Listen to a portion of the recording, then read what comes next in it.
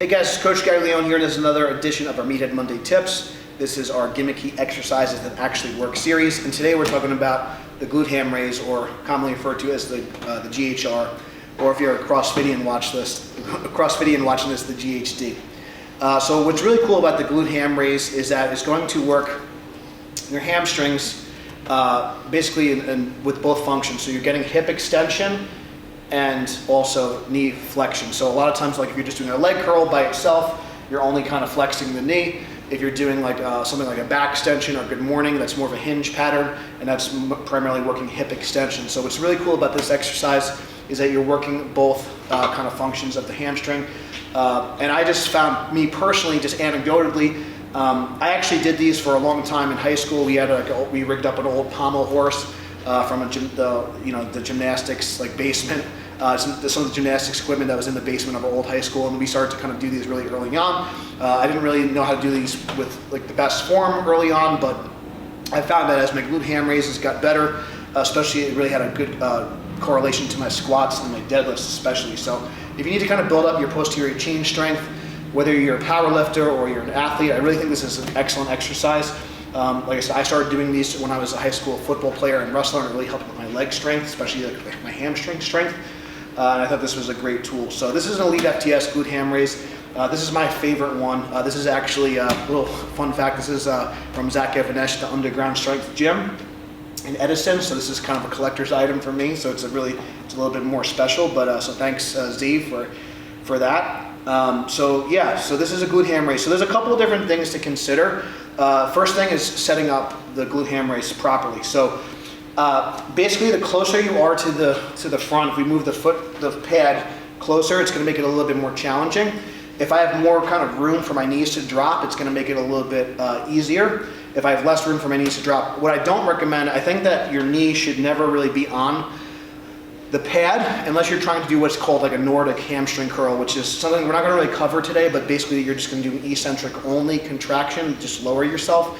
You're not actually trying to raise yourself concentrically or all the way up. So you're just going to lower yourself under control. So that's usually too difficult for most people. So we're going to usually have the quad set up on the red pad here, and we're going to have the knees slightly underneath, so you have some room to travel. So for me, I'm about 5'8" on a good day. I'm going to start off with 4 holes shilling. That's an easy setting for me, and if I want to make it a little bit more challenging, I can go up to 3. So I'm going to show you what both looks like. I would recommend starting out with just doing back extensions first. Then you can do the back extension into the glute ham raise, and then if you want to just do the glute ham raises by itself. So we'll show all 3 progressions. So the first movement is just the back extension. So this is the hip extension part of the movement. I'm going to drive my heel into the top part of the pad. I want to keep a neutral spine. I want to get a full stretch of the hamstrings. And I'm going to come up and squeeze my glutes. If I want to make this more of a glute emphasis, I can intentionally round my upper back. If I want to work my lower back a little bit more, I can finish in an arch position. For most people, we're going to want to emphasize the glutes. So we're going to have a slightly rounded upper back when we finish, and we're going to finish in full hip extension. So that's step 1. The next step would be, once you pause in that position, we're going to leg curl, and we're going to push our quads into the pad, and we're going to try and do that with a neutral spine without overarching. So we're going to go to back extension, push the toes into the toe plate, and leg curl. Back extension, leg curl. So as you can see, I'm not using a lot of momentum, and it's making the exercise a lot more strict and a lot more difficult on my body. That is my preferred way to do them, because you're getting the hip extension and the leg curl component. If you like the traditional way to do them, is just to start in the the hip extended position and just go to parallel. I could always obviously add bands or chains or weight, and I'll just show you if I want to make it harder. I could bring it a little bit closer, but you're going to see I still have room for my knees to drop, just not quite as much. So as you can see here, it's going to be a little bit more difficult for me, but I'm still maintaining a good alignment with my back.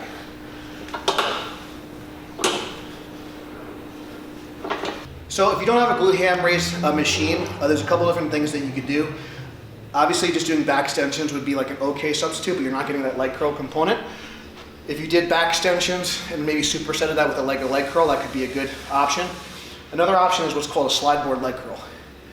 Admittedly, I haven't done these in a while, so I apologize if the form is not the best, but I'm gonna do the best thing. So it's basically like a glute bridge with a leg curl. So you're still getting the hip extension component, and you're also getting the leg curl component using your body weight for resistance. You can do these on a stability ball. That's not my favorite option because a lot of times the ball is too high for most people and it's very unstable. So the slide board's more stable and it's gonna provide some friction for resistance. You could obviously, like if I wanted to, I could add bands here to my ankles. If I wanted to add resistance, that's the way to add resistance. And the other option is using furniture movers. You could actually do these at home. You could literally get these furniture movers at Home Depot and do this exercise at home or any carpeted or turf area. A lot of gyms have turf now, so the furniture movers is also a great option. So I'm gonna show both. Now, like I mentioned before, if you don't have the strength to do a concentric rep, same thing with like the glute ham raise, you could just do eccentric only, and that would be considered more of like a Nordic hamstring curl. So what you could do here is same thing. We're gonna start with eccentric only, so just the lowering phase. So we're gonna show that first.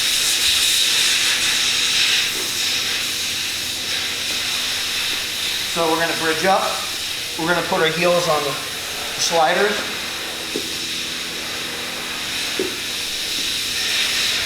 We're gonna do a glute bridge.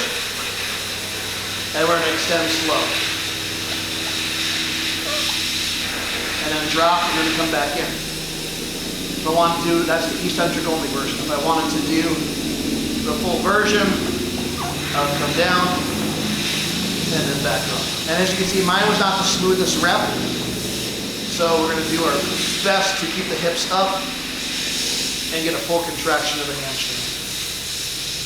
I'm not strong enough to do it, but if you wanted to, you could also do a single leg, but that's not happening today. The sliders is going to be a little harder, so I'm just going to demonstrate just the eccentric only.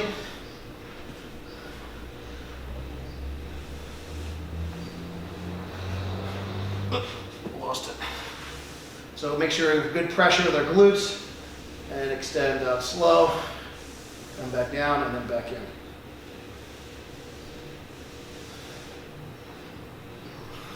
So those would be some options to still work that hip extension component with the leg curl component. So that's all about the glute ham raise. Great exercise, but a lot of times it's not done correctly.